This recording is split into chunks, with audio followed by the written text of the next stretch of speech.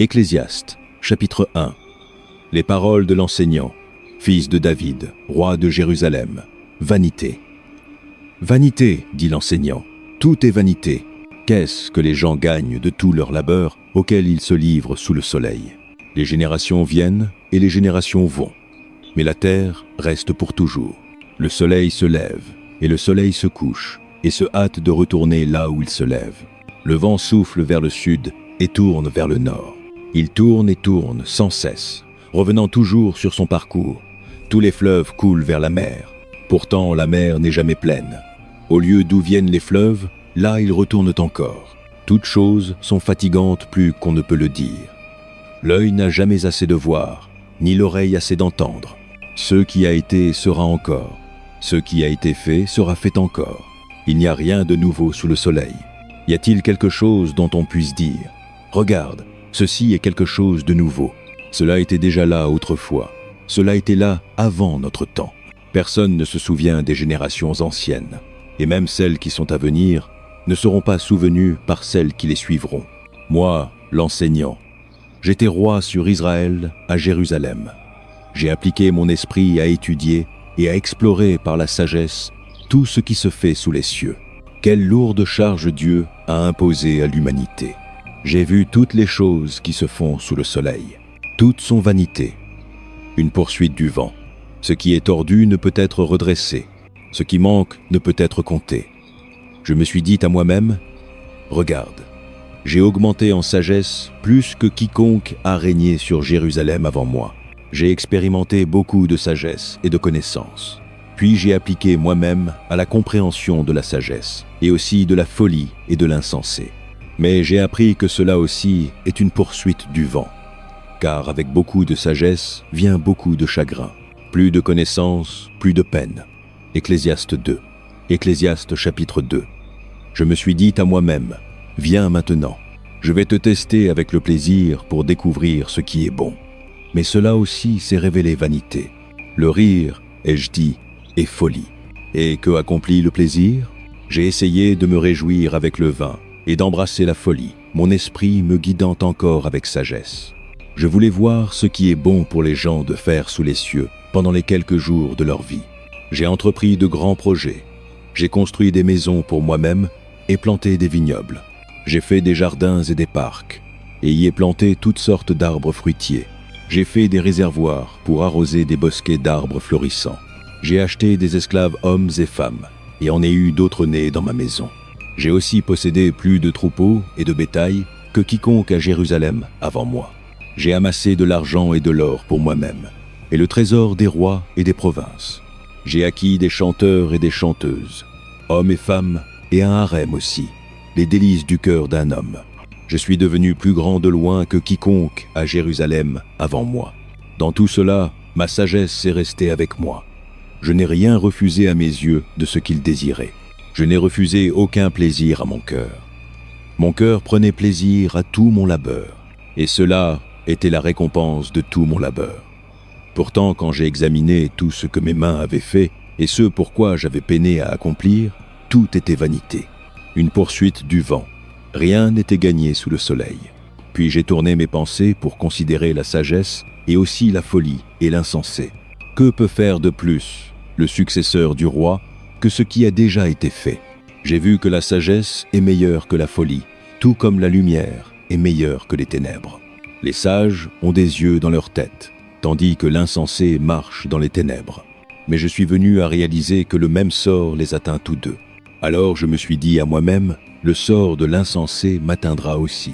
Que gagne-je donc à être sage? Je me suis dit à moi-même, cela aussi est vanité, car le sage, comme l'insensé, ne sera pas longtemps souvenu.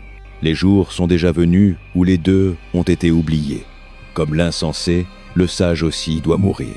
Alors j'ai haï la vie, parce que le travail qui se fait sous le soleil m'était pénible. Tout cela est vanité, une poursuite du vent. J'ai haï toutes les choses pour lesquelles j'avais peiné sous le soleil, parce que je dois les laisser à celui qui vient après moi. Et qui sait si cette personne sera sage ou insensée? Pourtant, elle aura le contrôle sur tout le fruit de mon labeur, dans lequel j'ai versé mon effort et mon habileté sous le soleil. Cela aussi est vanité.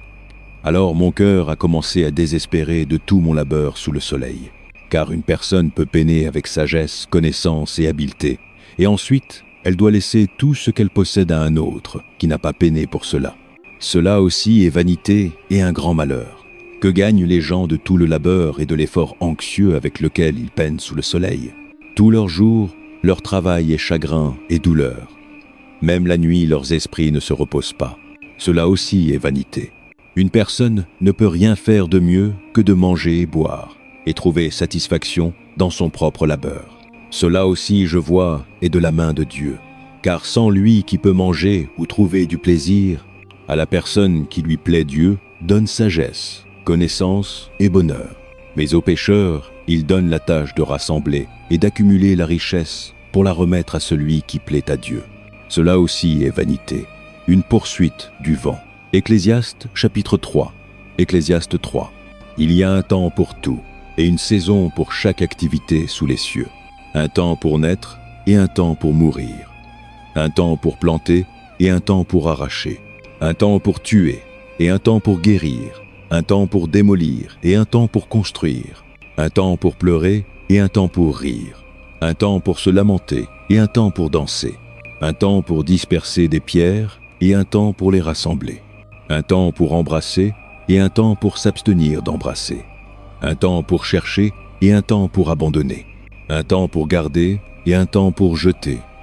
Un temps pour déchirer et un temps pour raccommoder. Un temps pour se taire et un temps pour parler. Un temps pour aimer et un temps pour haïr. Un temps pour la guerre et un temps pour la paix.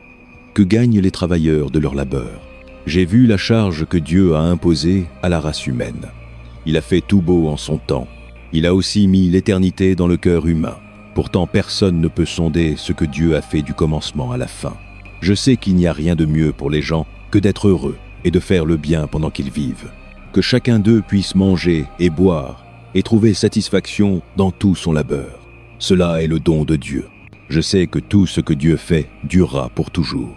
Rien ne peut y être ajouté et rien n'en peut être retiré. Dieu le fait afin que les gens le craignent.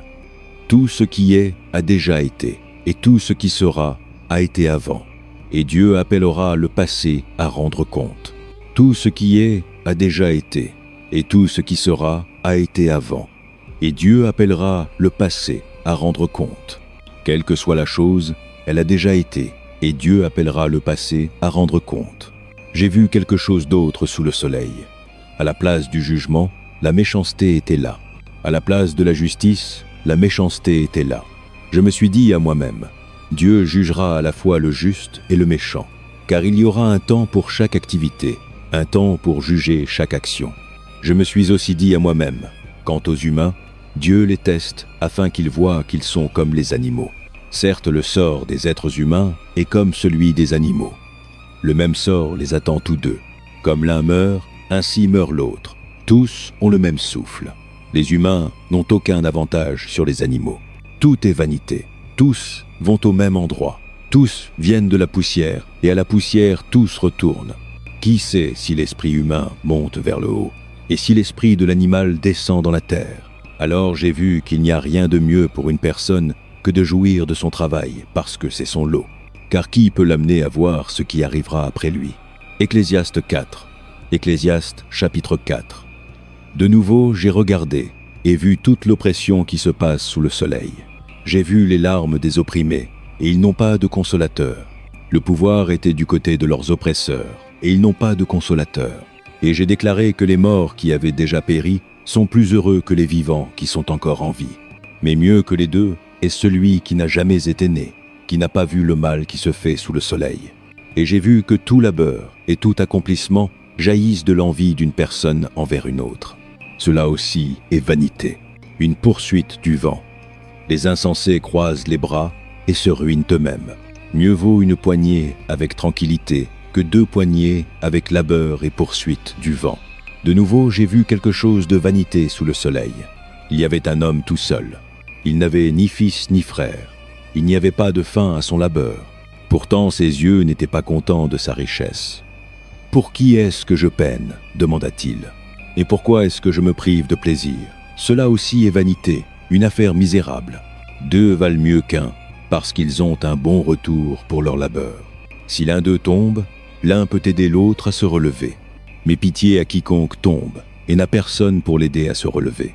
Aussi, si 2 se couchent ensemble, ils se tiendront chauds.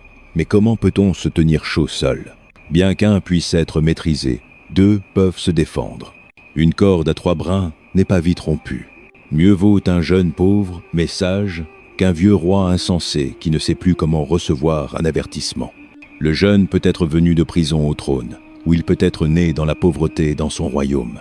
J'ai vu que tous ceux qui vivaient et marchaient sous le soleil suivaient le jeune, le successeur du roi. Il n'y avait pas de fin à tout le peuple qui était avant eux. Mais ceux qui vinrent plus tard n'étaient pas contents du successeur. Cela aussi est vanité, une poursuite du vent. Ecclésiaste 5. Ecclésiaste chapitre 5. Garde tes pas quand tu vas à la maison de Dieu. Approche-toi pour écouter, plutôt que pour offrir le sacrifice des insensés qui ne savent pas qu'ils font mal. Ne sois pas prompte avec ta bouche. Ne sois pas hâtif dans ton cœur pour proférer quoi que ce soit devant Dieu. Dieu est dans les cieux, et tu es sur la terre, alors que tes paroles soient peu nombreuses. Un rêve vient quand il y a beaucoup de soucis, et beaucoup de paroles marquent le discours d'un insensé. Quand tu fais un vœu à Dieu, ne tarde pas à l'accomplir. Il n'a pas de plaisir dans les insensés. Accomplis ton vœu. Il vaut mieux ne pas faire de vœu que d'en faire un et de ne pas l'accomplir. Ne laisse pas ta bouche te mener dans le péché. Et ne proteste pas au messager du temple.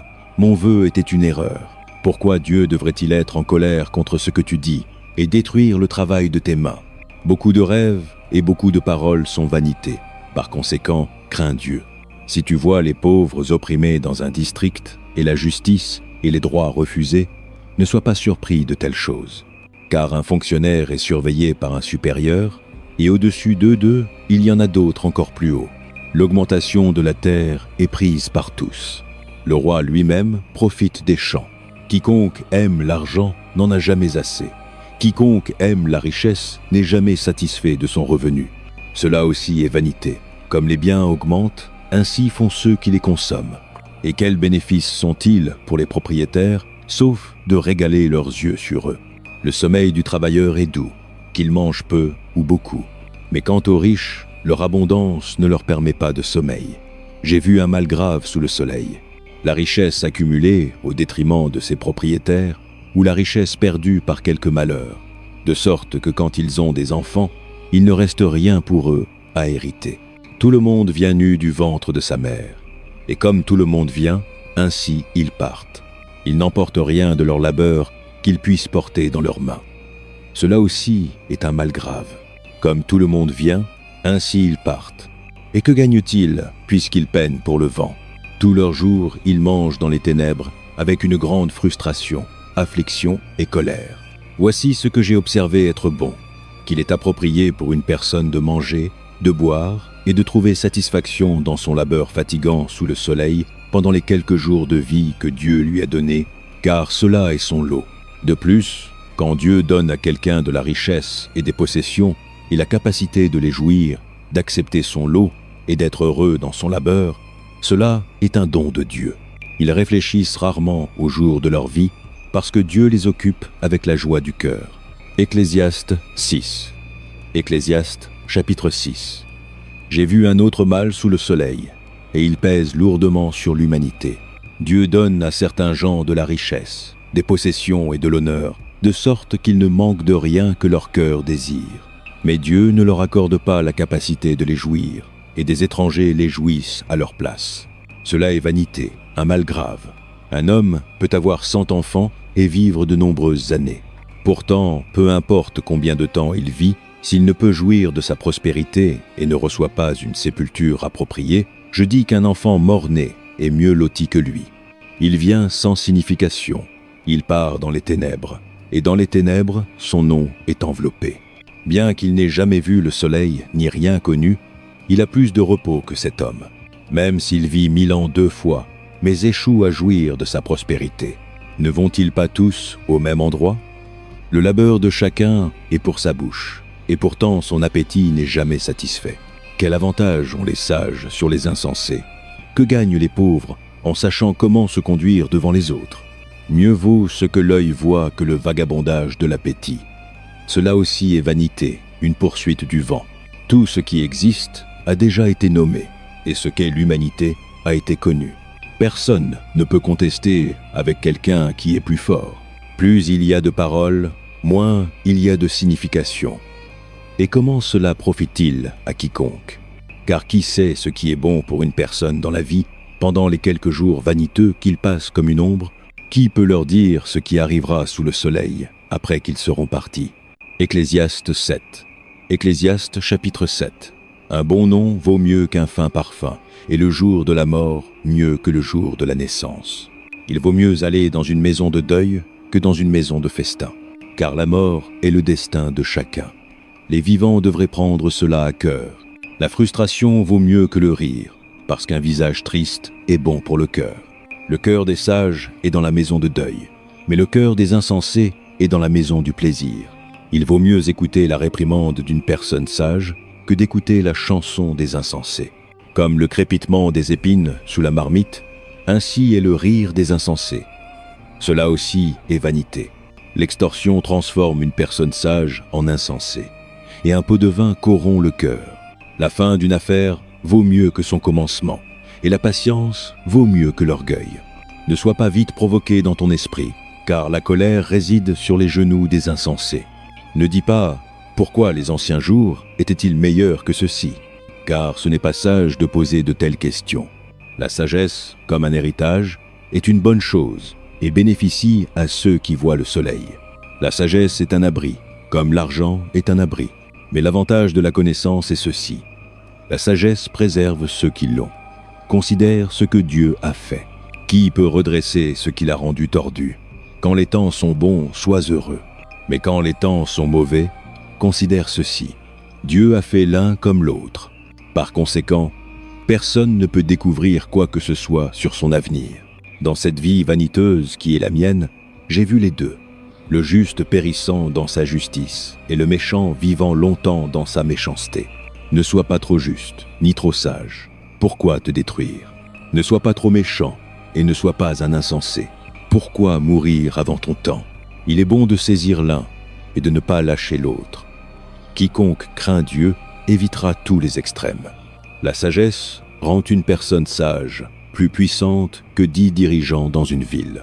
En effet, il n'y a personne sur la terre qui soit juste, personne qui fasse ce qui est droit et ne pêche jamais. Ne fais pas attention à chaque parole que disent les gens, ou tu pourrais entendre ton serviteur te maudire, car tu sais dans ton cœur que de nombreuses fois, toi-même, tu as maudit les autres. Tout cela j'ai testé par la sagesse, et j'ai dit, je suis déterminé à être sage, mais cela était au-delà de moi. Tout ce qui existe est loin et très profond. Qui peut le découvrir? Alors j'ai tourné mon esprit pour comprendre, pour enquêter, et pour chercher la sagesse et le schéma des choses, et pour comprendre la stupidité de la méchanceté et la folie de l'insensé. Je trouve plus amère que la mort la femme, qui est un piège, dont le cœur est un filet et dont les mains sont des chaînes. L'homme qui plaît à Dieu lui échappera. Mais le pécheur qu'elle enserrera, regarde, dit l'enseignant. Voici ce que j'ai découvert, ajoutant une chose à une autre pour découvrir le schéma des choses. Tandis que je cherchais encore mais ne trouvais pas, j'ai trouvé un homme droit parmi 1000, mais pas une femme droite parmi elles toutes. Cela seulement j'ai trouvé. Dieu a créé l'humanité droite, mais ils sont allés à la recherche de nombreux schémas. Ecclésiaste chapitre 8. Qui est comme le sage? Qui connaît l'explication des choses? La sagesse d'une personne illumine son visage et change son apparence dure. Obéis au commandement du roi, dis-je, parce que tu as prêté serment devant Dieu. Ne sois pas pressé de quitter la présence du roi. Ne te tiens pas pour une mauvaise cause, car il fera tout ce qui lui plaît. Puisque la parole d'un roi est suprême, qui peut lui dire « Que fais-tu » Quiconque obéit à son commandement ne viendra à aucun mal. Et le cœur sage connaîtra le temps approprié et la procédure. Car il y a un temps approprié et une procédure pour chaque affaire, bien qu'une personne puisse être accablée par la misère. Puisque personne ne connaît l'avenir, qui peut dire à quelqu'un d'autre ce qui est à venir? Comme personne n'a pouvoir sur le vent pour le contenir, ainsi personne n'a pouvoir sur le temps de sa mort. Comme personne n'est démobilisé en temps de guerre, ainsi la méchanceté ne libérera pas ceux qui la pratiquent. Tout cela j'ai vu, tandis que j'appliquais mon esprit à tout ce qui se fait sous le soleil. Il y a un temps où un homme domine sur les autres à son propre détriment. Alors aussi, j'ai vu les méchants enterrés, ceux qui avaient l'habitude d'aller et venir du lieu saint et de recevoir des louanges dans la ville où ils avaient fait cela. Cela aussi est vanité. Quand la sentence pour un crime n'est pas exécutée rapidement, les cœurs des gens sont remplis de schémas pour faire le mal. Bien qu'une personne méchante qui commet 100 crimes puisse vivre longtemps, je sais qu'il ira mieux pour ceux qui craignent Dieu, qui sont révérents devant lui. Pourtant, parce que les méchants ne craignent pas Dieu, il ne leur ira pas bien, et leurs jours ne s'allongeront pas comme une ombre. Il y a quelque chose d'autre de vanité qui se produit sur la terre. Les justes qui reçoivent ce que méritent les méchants, et les méchants qui reçoivent ce que méritent les justes. Cela aussi, je dis, est vanité. Alors je recommande la jouissance de la vie, parce qu'il n'y a rien de mieux pour une personne sous le soleil que de manger et boire et être joyeux. Alors la joie les accompagnera dans leur labeur tous les jours de la vie que Dieu leur a donnée sous le soleil. Quand j'ai appliqué mon esprit à connaître la sagesse et à observer le labeur qui se fait sur la terre, les gens ne dormant pas jour ou nuit, alors j'ai vu tout ce que Dieu a fait. Personne ne peut comprendre ce qui se passe sous le soleil. Malgré tous leurs efforts pour le chercher, personne ne peut découvrir sa signification. Même si les sages prétendent savoir, ils ne peuvent vraiment pas le comprendre. Ecclésiaste 9. Ecclésiaste chapitre 9. Alors j'ai réfléchi à tout cela et conclu que les justes et les sages et ce qu'ils font sont dans les mains de Dieu. Mais personne ne sait si l'amour ou la haine les attend. Tous partagent un destin commun. Les justes et les méchants, les bons et les mauvais, les purs et les impurs, ceux qui offrent des sacrifices et ceux qui ne le font pas. Comme il en est du bon, ainsi du pécheur. Comme il en est de ceux qui prêtent serment, ainsi de ceux qui ont peur de le faire. Cela est le mal dans tout ce qui arrive sous le soleil. Le même destin atteint tous. Les cœurs des gens, de plus, sont pleins de mal. Et il y a de la folie dans leur cœur pendant qu'ils vivent. Et ensuite, ils rejoignent les morts. Quiconque est parmi les vivants a de l'espérance. Même un chien vivant vaut mieux qu'un lion mort. Car les vivants savent qu'ils mourront. Mais les morts ne savent rien. Ils n'ont plus de récompense. Et même leur nom est oublié. Leur amour, leur haine et leur jalousie ont disparu depuis longtemps. Jamais plus ils n'auront de part à quoi que ce soit qui se passe sous le soleil. Va, mange ta nourriture avec joie et bois ton vin avec un cœur joyeux, car Dieu a déjà approuvé ce que tu fais. Sois toujours vêtu de blanc et oins toujours ta tête d'huile. Jouis de la vie avec ta femme, que tu aimes tous les jours de cette vie vaniteuse que Dieu t'a donnée sous le soleil. Tous tes jours vaniteux, car cela est ton lot dans la vie et dans ton labeur fatigant sous le soleil. Tout ce que ta main trouve à faire, fais-le de toute ta force. Car dans le royaume des morts où tu vas, il n'y a ni travail, ni planification, ni connaissance, ni sagesse. J'ai vu quelque chose d'autre sous le soleil. La course n'est pas au rapide, ni la bataille au fort. La nourriture ne vient pas non plus aux sages, ni la richesse aux brillants, ni la faveur aux savants. Mais le temps et le hasard arrivent à tous. De plus, personne ne sait quand son heure viendra. Comme les poissons sont pris dans un filet cruel, ou les oiseaux pris dans un piège, ainsi les gens sont piégés par les temps mauvais qui tombent inopinément sur eux. J'ai aussi vu sous le soleil cet exemple de sagesse qui m'a grandement impressionné. Il y avait autrefois une petite ville avec seulement quelques personnes dedans, et un roi puissant vint contre elle, l'entoura et construisit d'énormes ouvrages de siège contre elle. Or, il vivait dans cette ville un homme pauvre, mais sage, et il sauva la ville par sa sagesse. Mais personne ne se souvint de cet homme pauvre. Alors j'ai dit, la sagesse vaut mieux que la force.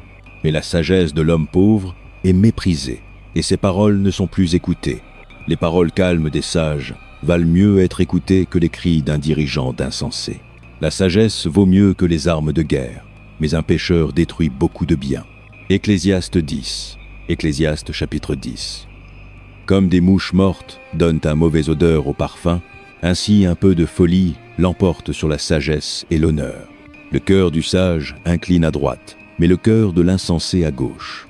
Même comme les insensés marchent le long du chemin, ils manquent de sens et montrent à tout le monde combien ils sont stupides.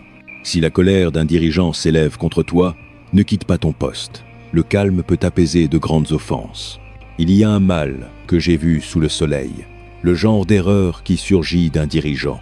Les insensés sont placés dans de nombreuses positions élevées, tandis que les riches occupent les basses. J'ai vu des esclaves sur des chevaux, tandis que des princes marchent à pied comme des esclaves. Quiconque creuse une fosse peut y tomber. Quiconque perce un mur peut être mordu par un serpent. Quiconque extrait des pierres peut être blessé par elles. Quiconque fend des bûches peut être mis en danger par elles. Si la hache est émoussée et que son tranchant n'est pas aiguisé, plus de force est nécessaire, mais l'habileté apportera le succès. Si un serpent mord avant d'être charmé, le charmeur ne reçoit pas de paiement. Les paroles de la bouche du sage sont gracieuses, mais les insensés sont consumés par leurs propres lèvres. Au commencement, leurs paroles sont folie. À la fin, elles sont folie méchante, et les insensés multiplient les paroles. Personne ne sait ce qui vient. Qui peut dire à quelqu'un d'autre ce qui arrivera après eux? Le labeur des insensés les fatigue. Ils ne connaissent pas le chemin vers la ville. Malheur à la terre dont le roi était un serviteur et dont les princes festoient le matin. Bénie est la terre dont le roi est de naissance noble et dont les princes mangent à l'heure appropriée. Pour la force et non pour l'ivresse. Par la paresse, les chevrons s'affaissent. À cause de mains oisives, la maison fuit. Un festin est fait pour le rire. Le vin rend la vie joyeuse, et l'argent est la réponse pour tout.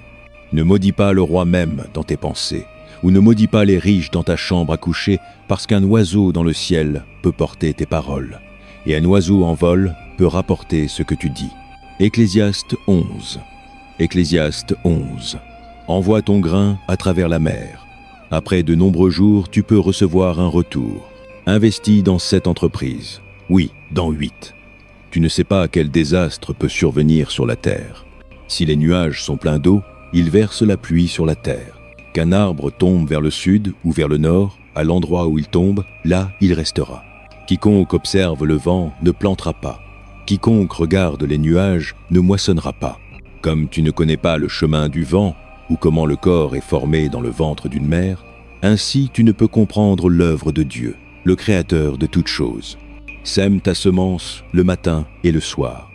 Ne laisse pas tes mains être oisives, car tu ne sais pas laquelle réussira, que ce soit celle-ci ou celle-là, ou si les deux feront également bien. La lumière est douce, et il plaît aux yeux de voir le soleil. Peu importe combien d'années quiconque peut vivre, qu'il les jouisse toutes, mais qu'il se souvienne des jours de ténèbres, car il y en aura beaucoup. Tout ce qui vient est vanité. Toi qui es jeune, sois heureux pendant que tu es jeune, et que ton cœur te donne de la joie dans les jours de ta jeunesse.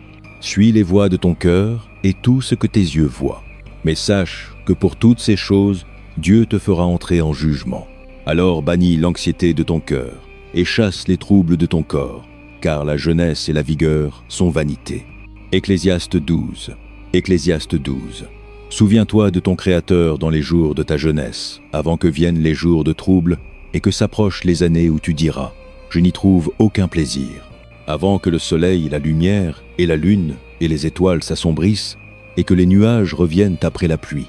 Quand les gardiens de la maison tremblent et que les hommes forts se courbent, quand les broyeurs cessent parce qu'ils sont peu nombreux et que ceux qui regardent par les fenêtres s'assombrissent, quand les portes vers la rue sont fermées et que le bruit du broyage s'affaiblit, quand les gens se lèvent au son des oiseaux mais que tous leurs chants s'affaiblissent, quand les gens ont peur des hauteurs et des dangers dans les rues, quand l'amandier fleurit et que la sauterelle se traîne et que le désir n'est plus éveillé, alors les gens vont vers leur demeure éternelle et les pleureurs vont dans les rues. Souviens-toi de lui avant que la corde d'argent soit rompue et que le bol d'or soit brisé, avant que la cruche soit brisée à la source et que la roue soit brisée au puits et que la poussière retourne à la terre d'où elle est venue et que l'esprit retourne à Dieu qui l'a donné. Vanité, vanité, dit l'enseignant. Tout est vanité. Non seulement l'enseignant était sage, mais aussi il a transmis la connaissance au peuple. Il a médité et cherché et mis en ordre de nombreux proverbes. L'enseignant a cherché à trouver juste les bons mots, et ce qu'il a écrit était droit et vrai. Les paroles des sages sont comme des aiguillons, leurs dictons collectés comme des clous fermement enfoncés, donnés par un berger. Sois averti, mon fils, de quoi que ce soit en plus d'eux. De faire de nombreux livres, il n'y a pas de fin, et beaucoup d'études fatiguent le corps. Maintenant, tout a été entendu. Voici la conclusion de l'affaire. Crains Dieu et garde ses commandements, car cela est le devoir de toute l'humanité. Car Dieu amènera chaque action en jugement, y compris chaque chose cachée, que ce soit bon ou mauvais.